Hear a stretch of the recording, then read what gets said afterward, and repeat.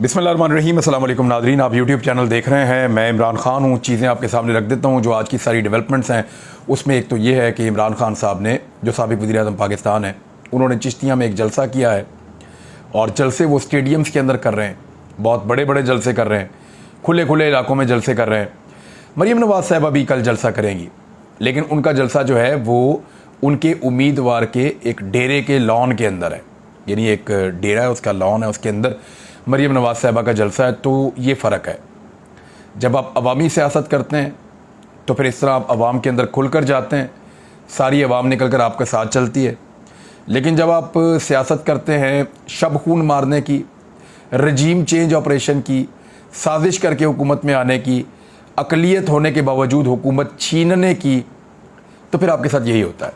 और ख़ास तौर पे जब आप हुकूमत बनाने के बाद पब्लिक को रिलीफ देने की बजाय, यानी आपने जब हुकूमत बनाई तो आपने कहा कि आप महंगाई के नाम के ऊपर आ रहे हैं, आप महंगाई कम कर देंगे, बिजली का यूनिट आप 11 रुपये का कर देंगे, वो करने की बजाय 150% के करीब बिजली की कीमत बढ़ा दी है। 150% कम करने की बजाय बढ़ा दी 1.5 गुना, और आधी करनी थी इन्होंने। पेट्रोल की कीमत 70 रुपये लीटर करने की बजाय 250 रुपये लीटर पे ले गए। ये जुल्म इसी इम्पोर्टेड सरकार ने किया है। महंगाई की शरह को 10% से कम करने की बजाय 45% से ऊपर ले गए हैं, 45% से ऊपर ले गए। ये सारा जुल्म इसी इम्पोर्टेड सरकार ने किया है। गैस की कीमत 45% बढ़ा चुके हैं, 53% मज़ीद बढ़ाने की बातें हो रही हैं। तो ये सारी चीज़ें बता रही हैं कि आने वाले वक्त में भी पब्लिक के लिए कोई रिलीफ नहीं है। तो फिर आपको ऐसे ही वेड़ों के अंदर जो है या लॉन्स के अंदर जो है वो आपको करने पड़ते हैं जलसे, जब इस तरह की सूरत हाल हो। अब इसमें एक बहुत बड़ी परेशानी है, मैं आपको बताता हूं कि परेशानी है क्या। इमरान खान ने अपने जलसे में क्या कहा, मैं नेक्स्ट वीलॉग में डिटेल से बताऊंगा, लेकिन उन्होंने दोबारा बात दोहराई कि लंदन में बैठा हुआ एक भगौड़ा मुल्क के फैसले कर रहा है। वो फैसला कर रहा है कि अगला आर्मी चीफ कौन होगा। वैसे ये तो बड़ी मायूस कुन बात है। अगर नवाज शरीफ ने फैसला करना है अगला आर्मी चीफ कौन होगा, तो वाकई ये जो इमरान खान साहब का एलिगेशन है, अगर ये सच है या ऐसा हो सकता है, क्योंकि वो किसी इन्फॉर्मेशन की बुनियाद पे हो सकता है ये बात कर रहे हों, और हमारे पास कोई ऐसी वजह नहीं है, क्योंकि पाकिस्तान में बेशुमार चीज़ें अजीबोगरीब तरीके से ही हो जाती है। तो बाद औक़ात आपको ऐसी चीज़ों पे यकीन करना पड़ता है, और इमरान खान साहब पे बहुत सारे लोग यकीन करते हैं पाकिस्तान में, उनकी बात पे बिलीव करते हैं। उनके एलिगेशन ये है कि नवाज शरीफ बैठ के बरतानिया से एक मफरूर इश्तिहारी पाकिस्तान का आर्मी चीफ कौन होगा इसके ऊपर फैसला करेगा। अच्छा, मेरे पास जो अपनी इन्फॉर्मेशन है वो ये है कि क्योंकि ये एक बड़ा अहम तरीन फैसला है, इस फैसले को लेकर ये बड़ा हसास मामला है, तो मैं एक लिमिट तक की आपके सामने बात रख पाऊंगा, उससे ज़्यादा नहीं रखूंगा। तो मैं आपको ये बता देता हूं कि इख्तलाफात हैं, PMLN के अंदर इख्तलाफात हैं, PDM के अंदर इख्तलाफात हैं।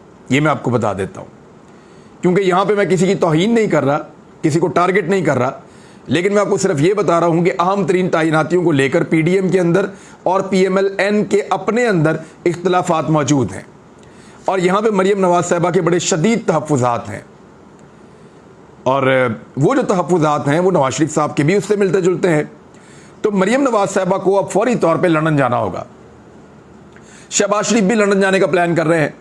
शहबाज शरीफ चाहते हैं कि वो अपना मुद्दा नवाज शरीफ साहब के सामने रखें और नवाज शरीफ साहब ओके करें। मरीम नवाज साहिबा चाहती हैं कि वो जो चाहती हैं वो नवाज शरीफ साहब के सामने रखें और नवाज शरीफ साहब ओके करें। यानी सारे अपनी अपनी गेम कर रहे हैं। तो पाकिस्तान के इदारों को पॉलिटिक्स में कौन घसीट रहा है, पाकिस्तान के इदारों को तमाशा बनाने की कोशिश कौन कर रहा है, ये सारी पॉलिटिकल पार्टीज ऑलमोस्ट यही गेम कर रही हैं। और गलती जो है वो बार बार इस इदारे से भी हुई है। कभी अयूब खान ने मार्शल लॉ लगा दिया, ज़िया-उल हक ने लगा दिया, याहिया के दौर में आप देख लें, परवेज़ मुशर्रफ के दौर में आप देख लें। इस इदारे ने बहुत मरतबा बहुत सारी गलतियां की हैं, जिनकी सज़ा इस इदारे को इस तरह भुगतनी पड़ी कि इनके ऊपर एक दाग लगता चला गया।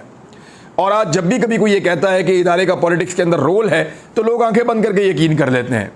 वो इसलिए कि इस इदारे का ट्रैक रिकॉर्ड है कि पाकिस्तान की सियासत के अंदर ये किरदार अदा करता रहता है। अभी वज़ीर दिफा कह रहे हैं कि इस इदारे ने थोड़ा अरसा पहले हुक्मरानी के जो है वो किरदार जो है उसको अज्यूम कर लिया था। ये इदारा हुक्मरान बन बैठा था, थोड़ा अरसा पहले अज्यूम कर लिया था। ख्वाजा आसिफ कह रहे हैं, वजीर दिफा है इस वक्त के, अभी इंटरव्यू देते हुए कहा है। तो कहते हैं वो जो तनकीद थी तलत हुसैन साहब से गालिबन वो बात कर रहे थे, तो हम उस वक्त जो इदारे पे तनकीद करते थे ठीक करते थे, क्योंकि इदारा भी लिमिट क्रॉस कर रहा था और इदारे ने कुछ ऐसे इख्तियारात अज्यूम कर लिए थे जो उनके नहीं थे और वो काम कर रहे थे। सियासत में उनकी इन्वॉल्वमेंट थी, ये थोड़ा अर्सा पहले तक थी, यानी 2021 में और 2022 में इसी इदारे के ऊपर यही पॉलिटिकल पार्टी तनकीद करती रही है। तो अब वो जस्टिफाई कर रहे हैं हम इसलिए करते थे कि ये सियासत में किरदार अदा कर रहे थे, यानी माजी करीब में भी कर रहे थे, और अगर माजी करीब में कर रहे थे तो वही सारे ऑफिसर्स अभी भी मौजूद हैं, तो इसके ऊपर कोई तौहीन क्यों नहीं लगाता, इसके ऊपर कोई ऐसी बात क्यों नहीं करता। तो इमरान खान साहब ने अपना वो एलिगेशन दोहराया है। मैं ARY को मुबारकबाद देना चाहूँगा कि ARY की मकबूलियत बिल्कुल जियो जैसी हो गई है, ख़ास तौर पे सोशल मीडिया के ऊपर। जो वैसे रेटिंग मीटर्स हैं वो तो 2 नंबरी है, मुझे लगता है बहुत कम ही उसका नतीजा ठीक आता है, लेकिन सोशल मीडिया के ऊपर जो रेटिंग आती है वो जेन्युइन है। आपको उसी वक्त पता चल जाता है कौन किसको कितना ज़्यादा देख रहा है और कितने ज़्यादा वक्त तक के लिए देख रहा है। ARY ने अपनी पॉलिसी को बदला और उसकी व्यूअरशिप जो है सोशल मीडिया के ऊपर सेम टाइम में जियो के बिल्कुल करीब आ गई। 19-20 का दोनों का फ़र्क रह गया है। तो ARY को बहुत मुबारक हो, वो 4 गुना आगे थे, 5 गुना आगे थे जियो से, अब वो बिल्कुल जियो के लेवल पे पहुंच गए हैं। बोल जो है वो हैरत अंगेज तौर पे इन दोनों चैनल से 5 गुना से 6 गुना आगे चला गया है। यानी आज जब इनको 5000 बंदा देख रहा था मिसाल के तौर पे, 6000 बंदा देख रहा था मिसाल के तौर पे, तो बोल टीवी को 30,000 से ज़ायद लोग देख रहे थे उस वक्त। हमारा एक अपना ये YouTube चैनल है जिसके ऊपर आप ये वीडियो देख रहे हैं, इसके ऊपर उस वक्त बहुत बड़ी तादाद में लोग इमरान खान साहब की तकरीर को लाइव सुन रहे थे। लाखों की तादाद में लोग उसको सुनते हैं जब रिकॉर्डेड वहां पे पड़ी होती है। हालांकि 50-50 मिनट की एक घंटे की तकरीर होती है, 2-2, 3-3, 4-4 लाख लोग उसको वहां पे सुनते हैं, बाकी प्लेटफॉर्म्स के ऊपर अलग सुनते हैं। तो ये PTI का जो अपना प्लेटफॉर्म है उसके ऊपर भी 50% जियो और ARY से ज्यादा लोग, 50 से 60% ज्यादा लोग वो पाकिस्तान तहरीक इंसाफ के अपने YouTube चैनल के ऊपर इमरान खान साहब को सुन रहे थे। चिश्तिया ने भी हक अदा कर दिया है, लोग बहुत बड़ी तादाद में आए, बहुत बड़ा हुजूम वहां पे पहुंचा, बहुत बड़ी तादाद के अंदर लोगों ने जो है वो वहां पे हिस्सा लिया इस जलसे के अंदर, और ऐसा लगता है कि ये सीट भी पाकिस्तान तहरीक इंसाफ अब जीत गई है। और इसके बारे में एक परेशानी है PMLN के अंदर। वो परेशानी क्या है पहले मेरे ख्याल में आपको वो बता देते हैं, बाकी चीज़ों के ऊपर हम बाद में बात करेंगे। परेशानी ये है कि कुछ हलकों में इलेक्शन होने जा रहे हैं, ज़िमनी इलेक्शन, और अब बजाय इसके कि पार्टी अपने उम्मीदवारों से कहे कि तुम जोर लगाओ, उम्मीदवार पार्टी को कह रहे हैं कि केड़ा टिकट सानू दे देता है, कोई जोर ही नहीं लग रहा, बल्कि जोर आप लोग लगाए। एक दौर था कि पार्टी सिर्फ शेर का निशान देती थी और वो कहती थी जाओ इलेक्शन लड़ लो, उम्मीदवार मुड़ के भी नहीं देखता था, इलेक्शन जीत के आ जाता था।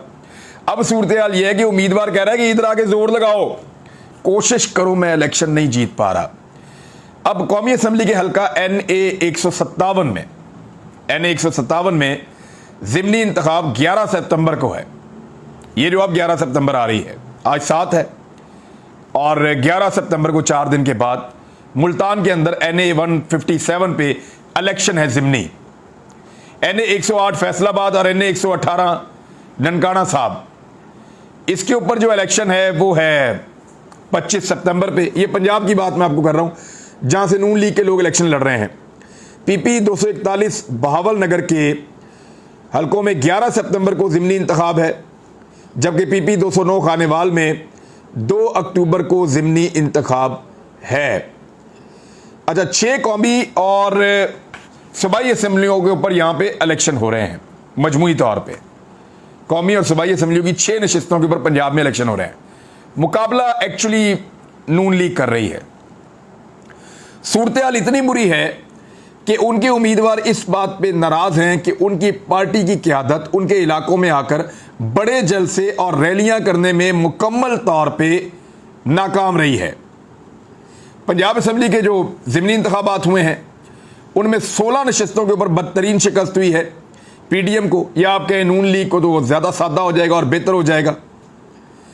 अच्छा, 6 में से 5 नशस्तों के ऊपर जो है नून लीग का उम्मीदवार है, 1 के ऊपर पाकिस्तान पीपल्स पार्टी का उम्मीदवार है। और इन्होंने कोई भी अजीमुशान रैली या कोई भी अजीमुशान जलसा अब तक नहीं किया है।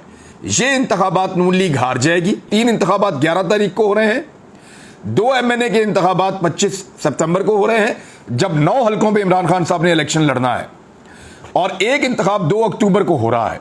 इस तरह पंजाब में 6 इंतखाबात अगले 1 महीने में होने हैं। अब मामला यह है कि इमरान खान को कैसे बाहर करें। मैं आपको नाम नहीं बताऊंगा, मसला हो जाएगा, लेकिन आपको खबर दे देता हूं, आप खुद ही समझ जाएंगे। ताकतवर लोगों ने, जो बहुत ताकतवर हैं, उन्होंने एक बड़े अच्छे महकमे को बुलाकर उनको कहा कि कुछ भी करें और ये जो 25 सितंबर को 9 हलकों में इलेक्शन होने जा रहा है ना, इसको मुलतवी कर दें। ये इलेक्शन 25 सितंबर को नहीं होना चाहिए, इसको रोकें किसी तरह। अच्छा, रोकने से पहले तमाम ट्राइयां कर ली गई हैं कि इमरान खान 9 हलकों में किसी तरह उसको शिकस्त दे दी जाए। जब सारे सर्वेज आ गए, सारी रिपोर्टें आ गई, हर चीज़ चेक हो गई, तो पता चला कि इमरान खान को शिकस्त देना मुमकिन नहीं है। वो नाकाबिले शिकस्त है इन 9 हलकों में, चाहे खैबर पख्तूनख्वा के 4 हों, पंजाब के 2 हों और सिंध के 3 हों, वो भी कराची के अंदर। तो इमरान खान नाकाबिले शिकस्त है। वो ये तीनों सीटें बड़े आराम से कराची से, 2 पंजाब से और 4 खैबर पख्तूनख्वा से जीत जाएगा, ये उनको लगता है। मजे की बात यह है कि किसी भी पार्टी का सरबराह इमरान खान के मुकाबले में इलेक्शन लड़ने नहीं आया। फजल रहमान ने जुर्रत नहीं की, बाकी जमातों ने जुर्रत नहीं की। कोई जमात का लीडर इमरान खान के मुकाबले में या उसके खानदान का कोई बंदा इमरान खान के मुकाबले में नहीं उतरा कि वो चैलेंज करे कि मैं तुम्हें इलेक्शन हराता हूं। कोई नहीं उतरा। तो अब इमरान खान साहब को जो है वो कोशिश की जा रही है कि टेक्निकली इस इलेक्शन को ही रोक दिया जाए, मुलतवी कर दिया जाए, लेकिन बहाना कोई नहीं मिल रहा। ये कहा गया कि जनाब आप ऐसा कर लें कि सैलाब की वजह से रुक गया है, तो जवाब ये आता है कि जी सैलाब की वजह से कैसे रुक सकता है। सैलाब तो उन 9 के 9 हलकों में सैलाब नहीं है। वो 9 के 9 हलके हादसाती तौर पे जिन हलकों में स्पीकर ने बंदे फारिग किए PTI के, उन 9 के 4 सद्दा हो, मर्दान हो, बाकी इलाके हो, ननकाना साहब हो, फैसलाबाद हो, कराची हो, वहां पे कहीं पे सैलाब नहीं है इस वक्त। तो सैलाब का बहाना भी नहीं हो सकता, और कोई बहाना मौजूद भी नहीं। तो वहां पे तो इलेक्शन अब करवाना पड़ेगा, और इलेक्शन अब वहां पे होकर रहेगा। मरियम नवाज साहिबा ने अपना पासपोर्ट मांग लिया है, अदालत के अंदर दोबारा केस लग गया है। जस्टिस जनाब बाकर नजवी साहब ये केस सुनेंगे, 2 रुकनी बेंच होगा। लेकिन मरियम नवाज साहिबा याद रखिएगा सजा याफ्ता मुजरिमा है, ये मैं आपके लिए बता रहा हूं, और जमानत पर खसूसी तौर पे जेल से बाहर है, और रिकवरी भी नहीं हुई अभी तक। जो पैसा इसके अंदर इन्वॉल्व था वो आज तक पाकिस्तान की गवर्नमेंट को, हुकूमत पाकिस्तान को नहीं मिला। सजा उन्हें हो चुकी है। एक्चुअली वो सजा काट रही हैं अपने वालिद की तैमाददारी के लिए, वो जेल से बाहर हैं, और उनके वही वालिद 4 हफ्ते का कहकर पाकिस्तान से बाहर गए हैं, अभी तक वापस नहीं आ रहे। तो वादा खिलाफी तो पहले ही हो चुकी है, तो क्या पासपोर्ट अदालत वापस दे लेगी? बड़ा मुश्किल लगता है। लेकिन मजे की बात यह है कि जो मुद्दई हैं इस केस के इदारे, प्रोसिक्यूशन जो है, वो मुझे कोई दिलचस्पी उनकी नज़र नहीं आ रही, और वो खुद भी कोशिश करेंगे, क्योंकि हुकूमत अब वफाक में, वहाँ पे राना सनाउल्लाह साहब हैं, शहबाज शरीफ साहब हैं, तो वो कोशिश करेंगे कि मरियम नवाज को पासपोर्ट मिल जाए। लेकिन एक बड़ी मजे की बात बताता हूँ, शहबाज शरीफ साहब बुनियादी तौर पे ये नहीं चाहते कि मरियम नवाज साहबा अब बरतानिया जाएं, और वो जाकर शहबाज शरीफ साहब जो नवाज शरीफ साहब से करवाना चाहते हैं उसके खिलाफ कोई और अप्रूवल लेकर कोई और काम करवा दें। तो मुमकिन है कि इदारों को थोड़ी सी चाबी दी जाए और वो अदालत में प्रॉपर मौके पेश करें और मरियम नवाज को पासपोर्ट ना मिले। लेकिन ज़्यादा इम्कानात यही हैं कि शायद इदारे दिलचस्पी इस सारे मामले में नहीं लेंगे। इमरान खान साहब के जलसे में जो इंटरनेट बंद किया गया था, उसका भी पता चल गया है कि इंटरनेट को किस तरीके से बंद किया गया था, और वो सारी तफसीलात आ गई हैं। जो इंटरनेट बंद किया गया था, एक्चुअली तो वो यूट्यूब को ब्लॉक कर दिया गया था। ये कैसे ब्लॉक हुई थी, इस पे जो है वो बहुत सारे लोग खदशात का और हैरत का इजहार कर रहे हैं। अब इसमें PTI की जानिब से यूट्यूब को कैसे ब्लॉक किया गया, इस बारे में कुछ दावे किए जा रहे हैं।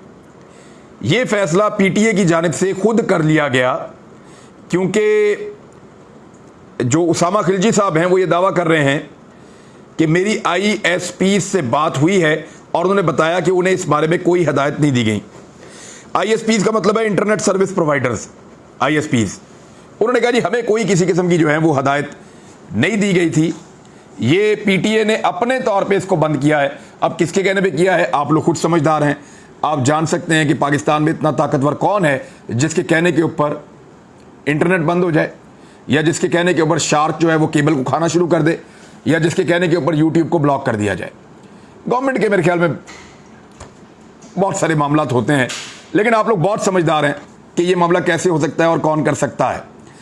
अब बात यह है कि 2018 में PTA ने एक कैनेडियन कंपनी के साथ एक मुआहदा किया था और एक वेब मॉनिटरिंग सिस्टम, इस किस्म की कोई टेक्नोलॉजी उन्होंने हासिल की थी। ये टेक्नोलॉजी जो है वो ये गेटवे लेवल के ऊपर जो है वो किसी वेबसाइट को या किसी साइट को जो है वो फिल्टर कर सकती है। यानी उस बुनियादी टेक्नोलॉजी को इस्तेमाल करते हुए ये किसी भी एक फेसबुक को बंद करना चाहें, यूट्यूब को बंद करना चाहें, किसी और चीज़ को बंद करना चाहें तो पाकिस्तान में बंद कर सकते हैं वक्ती तौर पे।